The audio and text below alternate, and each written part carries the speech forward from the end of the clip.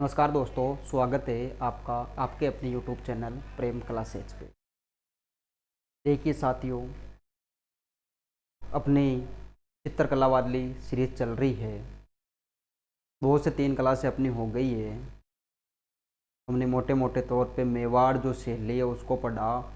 दूसरी अपनी शैली चल रही है मारवाड़ शैली, और मारवाड़ शैली के अंदर हमने क्या क्या पढ़ लिया साथियों। देखो पीछे स्क्रीन पर आपको दिख रहा होगा। आज टाइप कौन सा रहने वाला है। टाइप तो वही दूसरा रहेगा, लेकिन उसकी 5 टोटल उपशैलियाँ थी।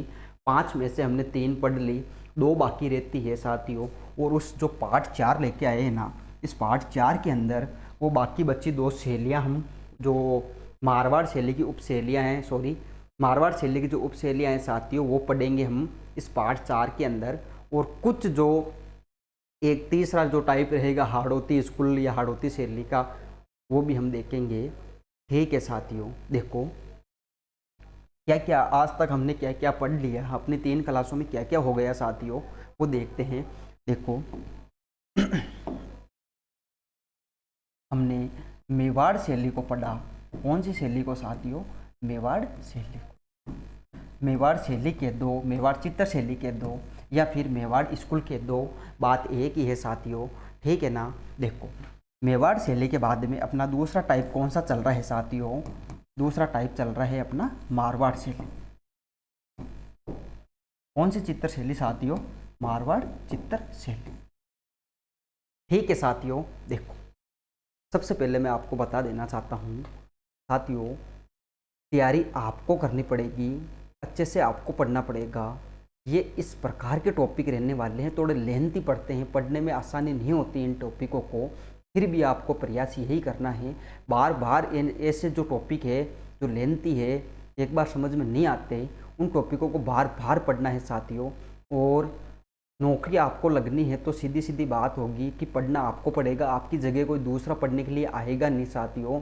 और अगर आपने आपके मम्मी पापा और अपने परिवार की अगर एडियाँ देख रखी है, मम्मी पापा की एडियाँ देख रखी है, तो साथियों पढ़ना है। और पढ़ने के साथ साथ ये है कि जिस प्रकार से आपकी तैयारी होगी, सिलेक्शन उसी प्रकार से होने वाला है। पढ़ने में आपको गुस्ताखी नहीं करनी है, किसी प्रकार की रुगस्टियाँ नहीं खानी है आपको।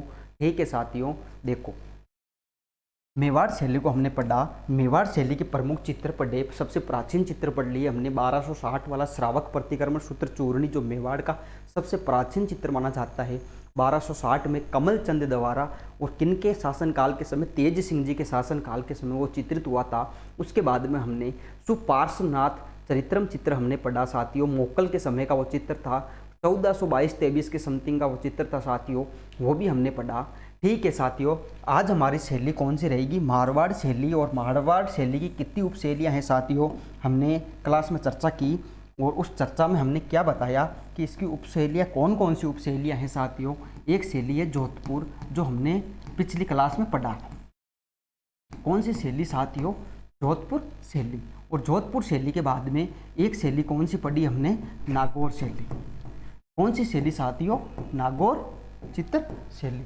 और नागौर चित्र शैली के बाद में हमने एक और शैली पढ़ी साथियों, और उसका नाम क्या है? जैसलमेर शैली।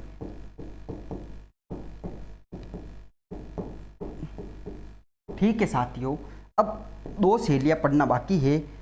मारवाड़ की उपशैलियाँ हैं कौन कौन सी साथियों? एक शैली है किशनगढ़ शैली। ठीक है साथियों, और एक शैली कौन सी रहने वाली है? अपनी बीकानेर शैली। बीकानेर शैली।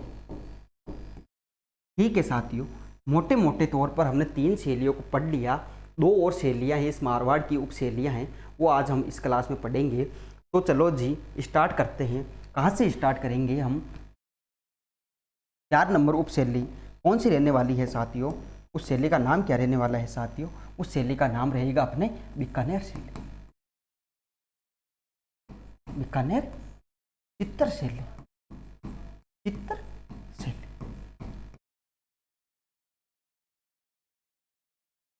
ठीक है साथियों, देखो हमने ये पढ़ा कि प्रत्येक शैली का हमने प्रारंभ देखा, उसका सरुण काल देखा, उस शैली की प्रमुख विशेषताएं देखी, रंग कौन कौन से होते हैं वो हमने देखे, प्रमुख चित्रकारों के बारे में हमने देखा, और उस शैली में जो भी शैली हमने पढ़ी उस शैली के प्रमुख चित्रों के बारे में भी हमने चर्चा की।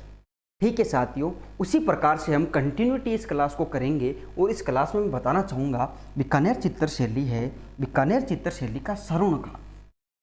क्या बताऊंगा साथियों? बीकानेर चित्र शैली का श्रवण काल। श्रवण काल कि भाई साहब कौन से शासक के काल को बीकानेर शैली का श्रवण काल कहा जाता है? कौन सा ऐसा शासक था जिनके काल में बीकानेर जो चित्र शैली है उसका श्रवण युग आया, गोल्डन टाइम आया? कौन सा ऐसा टाइम था, कौन से शासक के समय ऐसा हुआ? तो आप बताना। इसका श्रवण काल अनूप सिंह जी के शासनकाल को कहा जाता है। किनके शासनकाल को कहा जाता है साथियों? अनूप सिंह के शासनकाल। किनका शासनकाल साथियों? अनूप सिंह जी का शासनकाल। किनका शासनकाल साथियों? अनूप सिंह जी का शासनकाल। ठीक है साथियों, अनूप सिंह जी का जो शासनकाल कहाँ से कहाँ तक रहा था साथियों? तो आप बताना कि इनका शासनकाल 1664 से लेकर 1698 तक, 1669 से लेकर कहाँ से कहाँ तक साथियों? 1669 से लेकर 98 तक इनका शासनकाल था। अनूप सिंह जी का शासनकाल था। अनूप सिंह जी के शासनकाल को क्या कहा जाता है साथियों? बीकानेर जो चित्रशैली रहने वाली है उसका श्रवण काल या गोल्डन टाइम कहा जाता है। ठीक है साथियों, देखो बीकानेर जो चित्रशैली है उसका श्रवण काल अनूप सिंह जी के शासनकाल को कहा जाता है। क्यों कहा जाता है? बीकानेर के अंदर एक हस्तकला है और उस हस्तकला का नाम क्या है साथियों? उसका नाम है उस्ता कला। कौन सी कला साथियों? उस्ता कला। देखो साथियों, उस्ता कला होती क्या है साथियों? उस्ता कला होती है ऊंट की खाल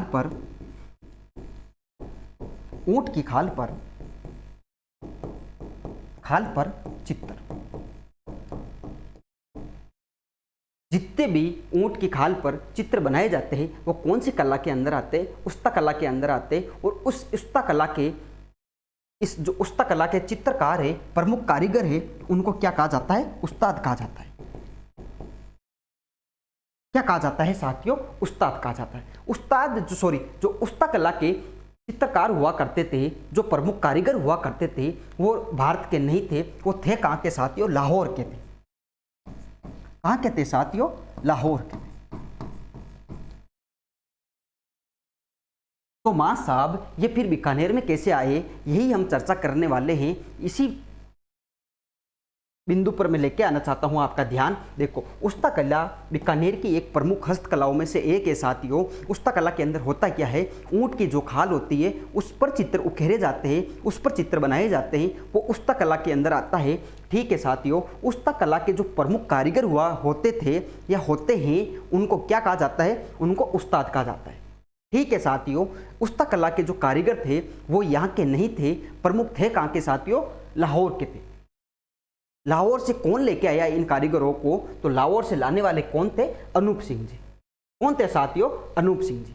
अनूप सिंह जी ने उस्ता कला के प्रमुख जितने भी कारीगर हुए थे उन कारीगरों को, जो उस्ताद कहा जाता था, उन कारीगरों को वो लाहौर से लेकर आए। कौन? अनूप सिंह जी। कहाँ लेके आए साथियों? बीकानेर में लेके आए, लाहौर से। उस्ता कला के कारीगरों को अनूप सिंह जी ने लाहौर से बीकानेर लेके आए। ठीक है साथियों, इसलिए ये उस्ता कला है क्या साथियों? ये बीकानेर की क्या है साथियों? बीकानेर की प्रमुख हस्तकला। क्या है साथियों? बीकानेर की प्रमुख हस्तकला। ठीक है साथियों, देखो बीकानेर शैली हम पढ़ रहे हैं, श्रवण काल हमने पढ़ा, अनूप सिंह जी का शासन काल पढ़ा। इस शैली पर प्रभाव कौन कौन सी शैलियों का रहा ये हम देखते हैं। देखो, इस शैली पर एक प्रभाव पड़ा, और कौन सी शैली का प्रभाव पड़ा साथियों? मुगल शैली का प्रभाव पड़ा। क्वेश्चन किस प्रकार से आएगा साथियों? क्वेश्चन आएगा मेरे प्यारे भाइयों बहनों, क्वेश्चन क्या आएगा? क्वेश्चन आएगा बीकानेर शैली पर मुगल शैली का प्रभाव किनके शासनकाल के समय पड़ा, या कौन से शासक थे बीकानेर के जिनके समय बीकानेर शैली पर मुगल शैली का प्रभाव पड़ा? आप बता देना। कल्याण सिंह जी के शासनकाल के समय, किनके समय साथियों?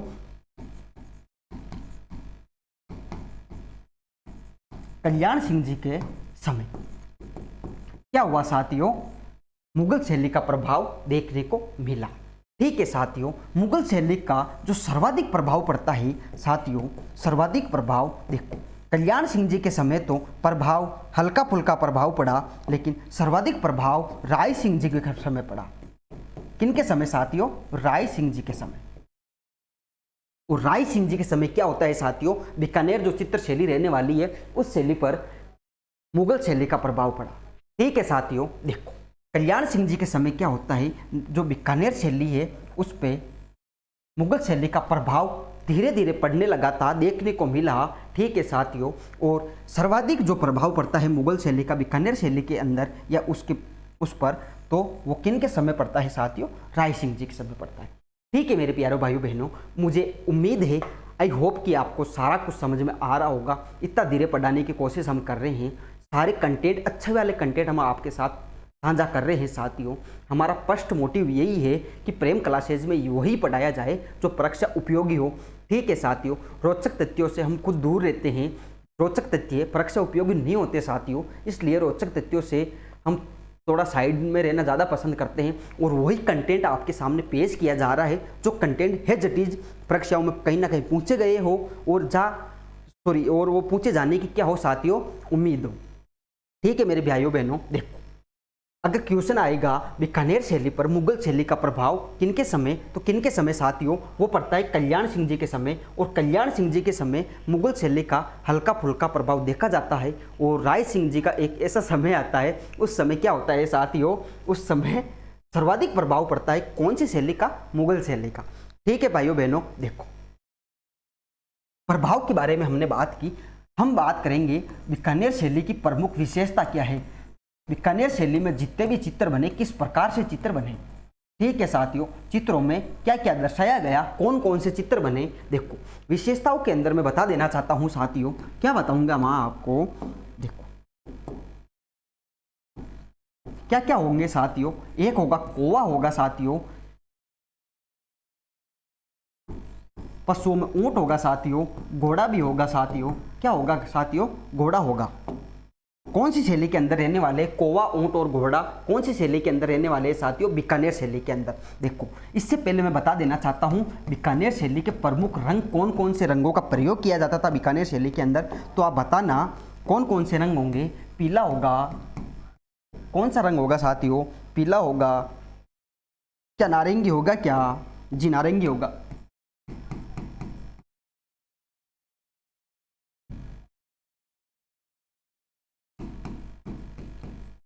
कौन सा रंग होगा साथियों, एक पीला होगा, एक नारंगी होगा, एक रंग और आएगा साथियों, उस रंग का नाम क्या है साथियों, जामुनी। एक और कलर होगा, उसका नाम क्या है साथियों, बैंगनी। देखो साथियों, पीला, नारंगी, जामुनी और बैंगनी जो रंग प्रयुक्त किए जाते थे वो कौन सी शैली के अंदर प्रयुक्त किए जाते थे, बीकानेर शैली के अंदर प्रयुक्त किए जाते थे। ऊंट होगा, कोवा होगा और घोड़ा होगा। ठीक है साथियों, देखो विशेषताओं के अंदर और क्या क्या होगा मां साहब, आप हमें और बताइए। देखो पगड़ियां होंगी, पुरुष क्या धारण करेंगे, पगड़ियां धारण करेंगे। ठीक है साथियों, ऊंट, कोवा, घोड़ा और पगड़ियां और पीले रंगों का अधिकतर प्रयोग किया गया है, नारंगी रंगों का प्रयोग किया गया है, जामुनी है जो रंग होते हैं उनका भी प्रयोग किया गया है और बैंगनी रंगों का भी प्रयोग किया गया। ठीक है साथियों, देखो मैं बता देना चाहता हूँ पगड़ियों के बाद में मृग नयनी आंखें होगी। आंखें कैसे होगी साथियों, मृग नयनी। कहने का मतलब मृग मतलब हिरण के समान आंखें रहने वाली है। कैसी आंखें रहेगी साथियों, हिरण के समान इसमें आंखें रहने वाली। मृग नयनी आंखें हुई, पगड़ियाँ हुई, कोवा हुआ और एक पक्षी और आएगा साथियों, कौन सा आएगा, चील। कौन सी शैली की प्रमुख विशेषताएं रहने वाली है, तो ये रहने वाली है साथियों बीकानेर शैली की। देखो प्रमुख चित्र कौन कौन से हैं प्रदीप जी, मैं बताऊंगा आपको जी। देखो बीकानेर शैली के प्रमुख चित्र और हम प्रमुख चित्रों के बारे में बात करेंगे। बीकानेर शैली के जितने भी प्रमुख चित्र है उसकी बात करेंगे साथियों। देखो एक चित्र है साथियों रागमाला। कौन सी शैली के अंदर बना हुआ चित्र है साथियों, बीकानेर शैली के अंदर बना हुआ है। एक है साथियों राग रागिनी। राग रागिनी कौन सी शैली के अंदर है साहब, तो ये कौन सी शैली के अंदर रहने वाला है? बीकानेर शैली के अंदर। और भी है क्या? जी है। कौन कौन से है? एक और है शिकार के दृश्य। प्रमुख चित्रों में और क्या क्या है साथियों? शिकार के दृश्य भी है। और क्या है साहब? एक राज दरबार का दृश्य भी है। राज दरबार का दृश्य। कौन सी शैली के प्रमुख चित्र रहने वाले हैं? रागमाला और राग रागिनी। तो ये साथियों बीकानेर शैली के प्रमुख चित्र है। उसके बाद में बीकानेर शैली के अंदर जो चित्र बने उनमें और क्या क्या दर्शाया गया है? तो एक शिकार का दृश्य दर्शाया गया है और एक राज दरबार का दृश्य भी दर्शाया गया है। ठीक है साथियों, देखो प्रमुख चित्रकार कौन कौन हुए, विशेषता हमने बता दी, प्रमुख चित्र बता दिए, तो चित्रकार भी बता देते हैं। चित्रकार कौन कौन हुए साहब? देखो बात करते हैं चित्रकार के बारे में। यहीं से तो कुछ क्वेश्चन निकलता है ना साथियों। देखो चित्रकार कौन कौन हुए? एक चित्रकार होंगे शहाबुद्दीन। कौन से दिन साथियों? शहाबुद्दीन। ठीक है साथियों, और कौन होगा? जी होंगे, एक होंगे मुन्ना लाल। कौन से लाल? मुन्ना लाल। क्या रामलाल जी होंगे क्या? साहब होंगे। कौन से? रामलाल जी। क्या अब्दुल्ला हसन होगा क्या? जी, बांग्लादेश टीम में खेलते हैं और उनका नाम क्या है? अब्दुल्ला हसन।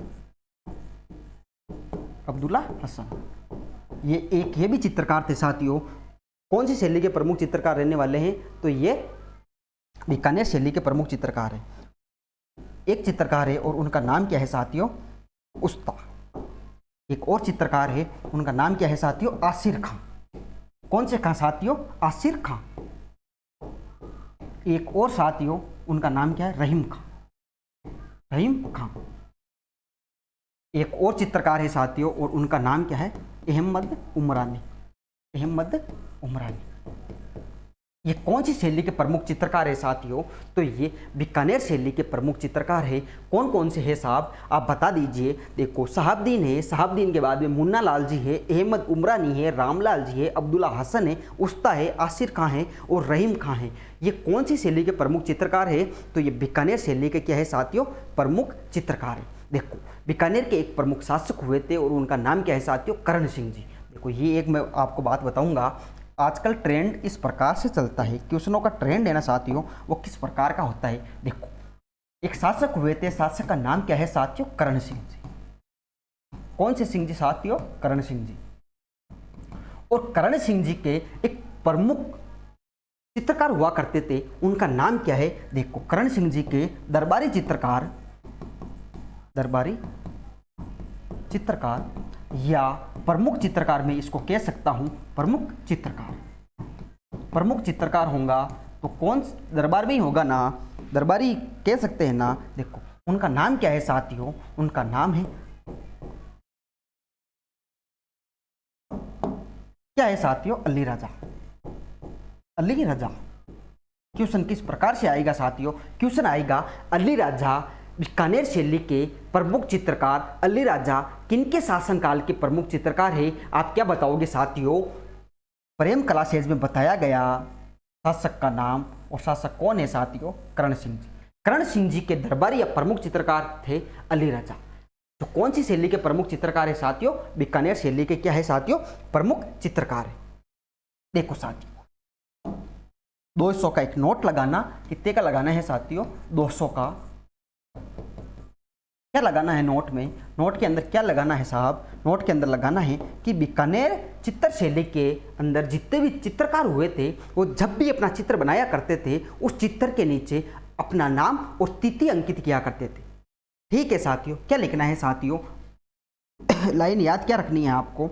लाइन ये याद रखनी है, बीकानेर शैली के प्रत्येक चित्रकार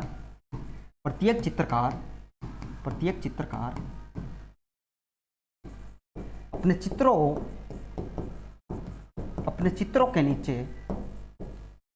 के नीचे अपना नाम वे तिथि अंकित किया करते थे। तिथि मतलब दिनांक अंकित किया करते थे। अंकित किया करते थे। यह भी एक प्रमुख विशेषता हुई ना साहब। देखो, कौन सी शैली के अंदर जो चित्रकार होते थे वो अपना नाम और तिथि अंकित करते थे, तो आपको क्या बताना है साहब? बीकानेर शैली। कौन सी शैली? बीकानेर शैली। ठीक है साहब। देखो, और क्या देखना है? एक हस्तकला है बीकानेर की, प्रसिद्ध हस्तकला है, उसका नाम क्या है साथियों? मथेरना कला। कौन सी कला साथियों? मथेरना कला। मथेरना कला के प्रमुख चित्रकार बता दीजिए साहब। पहले मैं ये बता देता हूं, मथेरना कला होती क्या है? कपड़ा होता है, कपड़े पर क्या होता है साहब? कपड़े पर सोने और चांदी का काम, सोने और चांदी का काम। कहने का मतलब कपड़े पर सोने और चांदी का काम कौन सी कला के अंदर आएगा? कौन सी हस्तकला के अंदर आएगा? तो वो आएगा साहब मथेरना कला के अंदर आएगा। मथेरना कला कहाँ की प्रसिद्ध कला है साथियों? ये कहाँ की प्रसिद्ध हस्तकला रहने वाली है? तो आप बताना, बीकानेर की प्रसिद्ध क्या रहने वाली है? ये हस्तकला रहने वाली। ठीक है साहब। प्रमुख चित्रकार भी थे क्या? बता देना। प्रमुख चित्रकार भी है, और इन चित्रकारों का नाम किस किस प्रकार से है? देखो, एक नाम ये यहाँ लिखाता हूँ, मुकुंद। कौन थे साहब? मथेरना कला के प्रमुख कारीगर है कौन? मुकुंद जी। एक नाम आता है साथियों चांदूलाल। कौन से लाल? चांदूलाल। और एक नाम आता है साथियों लालचंद। ये कौन है साहब? ये मथेरना जो कला है, हस्तकला है बीकानेर की, उसके प्रमुख कारीगर है। ठीक है साहब। देखो, कपड़े पर क्या होता है मथेरना कला के अंदर? कपड़े पर सोने और चांदी का काम होता है, मथेरना कला के अंदर कर जाता है। ठीक है साथियों। देखो, अगर क्वेश्चन आ जाए, क्वेश्चन किस प्रकार से आएगा? क्वेश्चन किस प्रकार के से आएगा साथियों? क्वेश्चन आएगा चित्रकारी या चित्रकारों की त्रिगुट कौन सी शैली से संबंधित है? कौन सी शैली से संबंधित है? कौन सी शैली से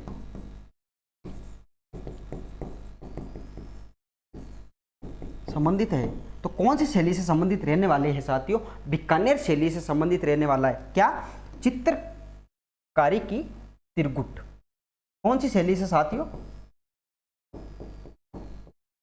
बीकानेर चित्र शैली से। ठीक है साथियों। देखो, अंतिम मारवाड़ की अंतिम उपशैली कौन सी है साथियों? 5 नंबर पर कौन सी उपशैली आएगी साथियों? किशनगढ़ शैली। किशनगढ़ शैली। किशनगढ़ शैली। ठीक है साथियों। देखो, किशनगढ़ शैली का जो प्रारंभ होता है, किनके शासनकाल में प्रारंभ होता है साथियों? तो ये होता है सावंत सिंह जी के शासनकाल। और सावंत सिंह जी के शासनकाल को क्या कहा जाता है साथियों? किशनगढ़ शैली का स्वर्ण काल कहा जाता है। गोल्डन टाइम किनके शासनकाल को कहा जाता है? सावंत सिंह जी के शासनकाल को कहा जाता है। देखो, इनका एक निक नेम था सावंत सिंह जी का, और वो निक नेम क्या था साथियों? नागरीदास। नागरीदास नाम किसने निकाला साथियों? ये सावंत सिंह जी थे। उनको प्रेम हो जाता है, लवेरिया हो जाता है रसिक प्रिया नामक एक महिला से। रसिक प्रिया यानी बड़ी ठणी। ठीक है साथियों, मैं थोड़ा कहानी बताना चाहूँगा। तथ्य थोड़ा रोचक है, परीक्षा से उपयोगी नहीं है, लेकिन मेरा ये मानना है इस शैली से संबंधित ये रोचक तथ्य रहने वाला है, और इस रोचक तथ्य से आपको समझ में आ जाएगा, पढ़ने में थोड़ी आसानी होगी, इसलिए मैं थोड़ा ये रोचक तथ्य बताना चाहूँगा। हुआ क्या था साथियों? एक्चुअली के अंदर सावंत सिंह जी शासक कहाँ के थे? किशनगढ़ के शासक थे। राठौड़ों की ये एक रियासत हुआ करती थी किशनगढ़, और उसके शासक कौन थे साथियों? सावंत सिंह जी थे। सावंत सिंह जी की प्रेमिका यानी गर्लफ्रेंड कौन थी साथियों? उनका नाम क्या मिलता है? रसिक प्रिया यानी बड़ी ठणी। बड़ी ठणी को जब भी ये लव लेटर यानी खत लिखा करते थे, लव लेटर लिखा करते थे, तब ये उनका रियल नेम ना लिखकर वहां पे नागरीदास लिखा करते थे। क्या लिखा करते थे साथियों? नागरीदास। इसलिए इनका निक नेम क्या निकला? नागरीदास। क्वेश्चन क्या आएगा? क्वेश्चन आएगा वे शासक जो नागरीदास नाम से कविता किया करते थे या लव लेटर या कहानियां किया करते थे, वो कौन है? कौन है साथियों? सावंत सिंह जी। कौन से सिंह जी है साथियों? सावंत सिंह जी। ठीक है साथियों, देखो सावंत सिंह जी की जो प्रेमिका थी उसका नाम क्या है साथियों? उनका नाम क्या मिलता है? रसिक प्रिया। रसिक प्रिया यानी बड़ी ठणी, बड़ी ठणी। ठीक है साथियों, देखो किशनगढ़ शैली के अंदर, किशनगढ़ शैली का प्रारंभ सावंत सिंह जी के काल में होता है और सावंत सिंह जी का काल ही क्या कहलाता है? किशनगढ़ शैली का श्रवण काल कहलाता है। ठीक है साथियों, देखो प्रेमिका कौन थी सावंत सिंह जी यानी नागरीदास की? तो प्रेमिका कौन रहने वाले हैं साथियों? रसिक प्रिया। ठीक है साथियों, देखो विशेषता, किशनगढ़ शैली की विशेषता कि भाई साहब किशनगढ़ शैली की विशेषता क्या क्या थी?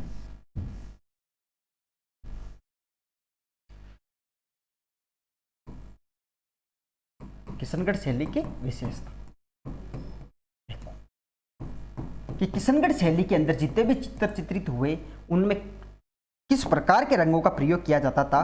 तो एक रंग था श्वेत रंग, श्वेत यानी सफेद रंग, जो आपको स्क्रीन पर भी दिख रहा होगा। वो एक रंग कौन सा था साथियों? गुलाबी रंग। कौन सा रंग? गुलाबी रंग।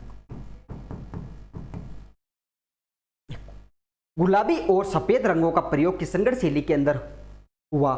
ठीक है साथियों, देखो विशेषता के अंदर और क्या क्या है? और भी है, क्या क्या है? भंवरा है क्या? भंवरा है। कौवा है क्या? जी साहब कौवा तो प्रत्येक शैली के अंदर मिल जाता है। और क्या क्या था? हंस है क्या? हंस है। जलमुर्गी भी थी क्या? तो हाँ साहब जलमुर्गी। ठीक है साथियों, देखो जुल्फे कैसी होंगी? जुल्फे लंबी होगी। कैसी जुल्फे होंगी साथियों? लंबी जुल्फे या जुल्फे लंबी। यहां लिख देता हूं लंबी जुल्फे।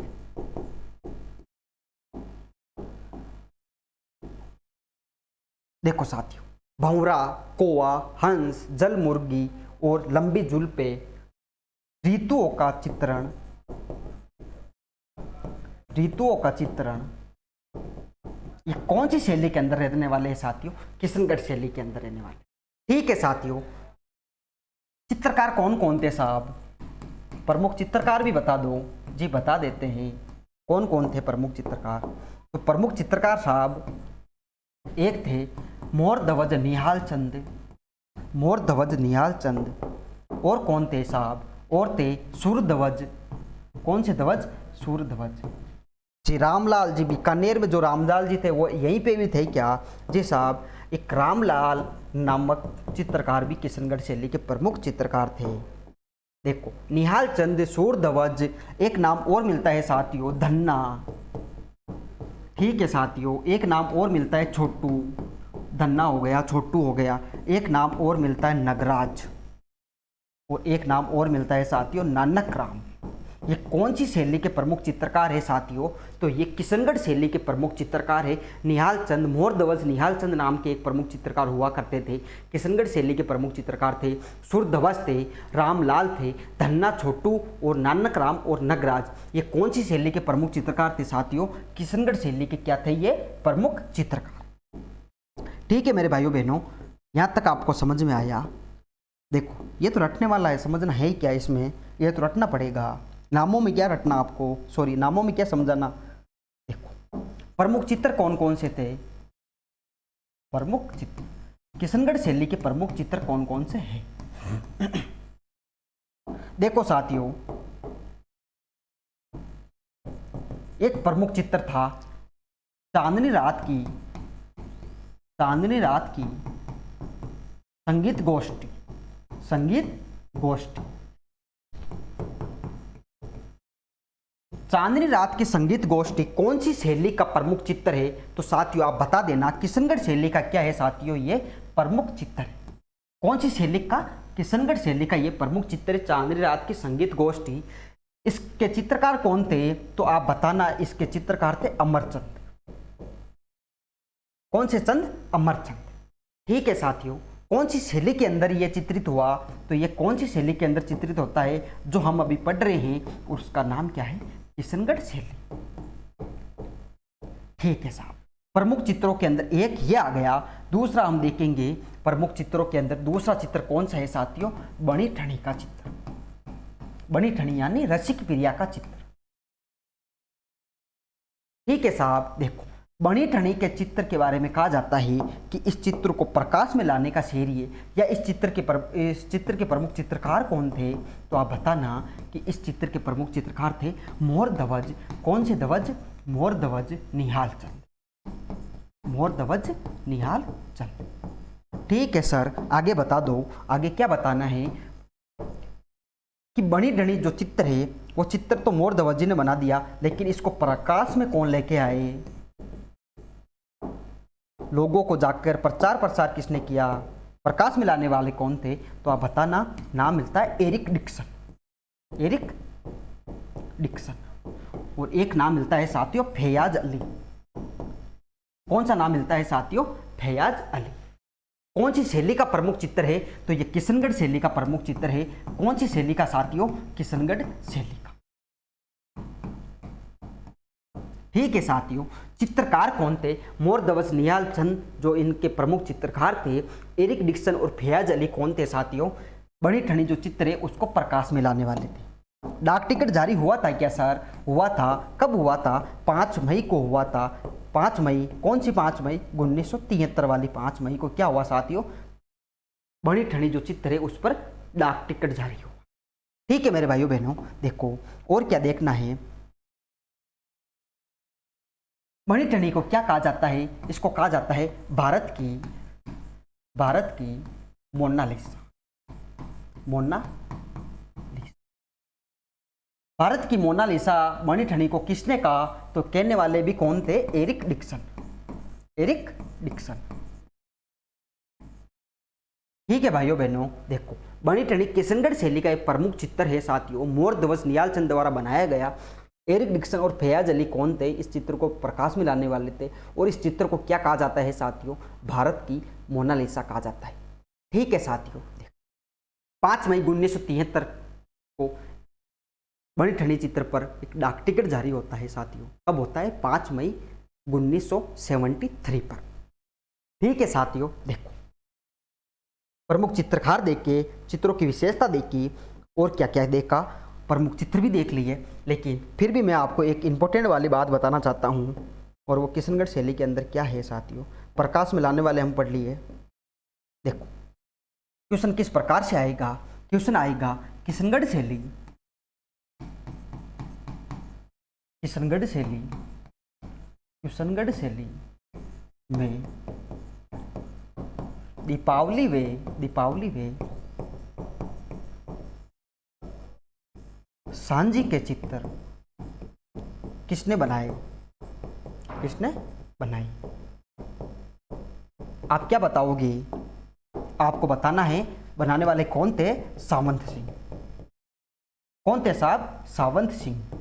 सावंत सिंह नहीं मिला तो क्या मिलेगा साथियों, नागरी दास। क्या मिलेगा मेरे भाइयों बहनों, नागरी दास। ठीक है भाइयों बहनों, ये किशनगढ़ शैली के अंदर दीपावली और सांझी के चित्र किसने बनाए, किसने बनाए मेरे भाइयों बहनों, किसने बनाए, सावंत सिंह जी ने बनाए। सावंत सिंह जी यानी नागरी दास। ठीक है भाइयों बहनों, देखो अमरचंद जी के बारे में पढ़ा कि चांदनी रात की संगीत गोष्ठी, चांदनी रात की संगीत गोष्ठी कौन सी शैली का प्रमुख चित्र है, कौन सी शैली का प्रमुख चित्र रहने वाले भाइयों बहनों, किशनगढ़ शैली का। एक प्रमुख चित्र और है बनी ठनी, इसके बारे में भी हमने पढ़ा। भारत की मोनालिसा किसने कहा, एरिक डिक्सन ने कहा। इस शैली को या जो चित्र है उसको प्रकाश में लाने वाले कौन थे, एरिक डिक्सन और फैयाज अली थे। ठीक है साथियों, देखो ये हमारी जो मारवाड़ चित्र शैली है वो कंप्लीट होती है, उसकी 5 उप शैलियाँ हमने पढ़ी। मेवाड़ शैली को अच्छे से पढ़ने की कोशिश की, 1 बाय 1 और लाइन बाय लाइन कवर करवाने की कोशिश की। रोचक तथ्य नहीं बताए, थोड़ा कम बताया, लेकिन शॉर्ट एंड स्वीट, लेकिन है जटीज पेपर में आने वाले बताया, अच्छे से समझ में आए ऐसा आपके सामने पेश किया। साथियों देखो, माता पिता से ऊपर कोई नहीं होता। माता पिता की अगर खुशी चाहिए तो पढ़ना पड़ेगा। तो मैं फिर आपसे बोल रहा हूँ, पढ़ाई पे फोकस करना। प्रेम क्लासेज हमेशा आपके साथ तत्पर है, आपका सिलेक्शन हो इसके लिए हम दिन रात हम मेहनत करके आपके सामने पेश करते हैं, 40 से 50 मिनट की ये क्लास लेके आते हैं और उस क्लास के अंदर वो बताने की कोशिश करते हैं जो पेपर के उपयोगी हो, प्रश्न उपयोगी हो, पेपर में आने लायक हो। ठीक है भाइयों बहनों, देखो अब हमें क्या क्या बाकी रह गया पढ़ना। अब हमें रह गया एक हाड़ौती स्कूल। कौन सी स्कूल साथियों? हाड़ौती स्कूल। कौन सी स्कूल साथियों? हाड़ौती स्कूल। हाड़ौती स्कूल कह लो चाहे हाड़ौती शैली कह लो। एक बाकी और रह गया ढूंढाड़ शैली। कौन सी शैली साथियों? ढूंढाड़ शैली। देखो मैं बता देना चाहता हूँ, जो हाड़ौती शैली है उसकी दो ही उपशैलियाँ पढ़ेंगे हम। दो उपशैलियाँ कौन कौन सी होगी साथियों? दो उपशैलियों के अंदर क्या क्या पढ़ना होगा? तो देखो साथियों, इसके अंदर पढ़ना होगा, एक बूंदी शैली को पढ़ना होगा। कौन सी शैली को? बूंदी शैली को पढ़ना होगा। और एक शैली और है साथियों, उसका नाम क्या है? कोटा शैली। ठीक है साथियों, उसके बाद में हम पढ़ेंगे ढूंढाड़ शैली। ढूंढाड़ शैली की भी जो उपशैलियाँ उसके बारे में पढ़ेंगे। ठीक है साथियों, धन्यवाद। ठीक है मेरे भाइयों बहनों।